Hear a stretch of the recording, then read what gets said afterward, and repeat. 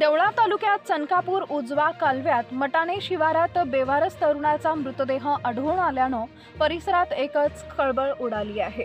घटनेची माहिती देवळा पोलिसांना मिळताच देवळा पोलीस स्टेशनचे अधिकारी व कर्मचारी घटनास्थळी तात्काळ दाखल होत मृतदेहाचा पंचनामा केला असून पोलिसांच्या माहितीनुसार सदर मृतदेह हा अंदाजे 35 ते 36 वयाचा असून हा मृतदेह गेले 3 ते 4 दिवसांपासून पाण्यात असल्याचा अंदाज व्यक्त करण्यात आला आहे। मृतदेहाच्या अंगावर कुठल्याही प्रकारचं वस्त्र नसून नग्न अवस्थेत मिळून आलाय।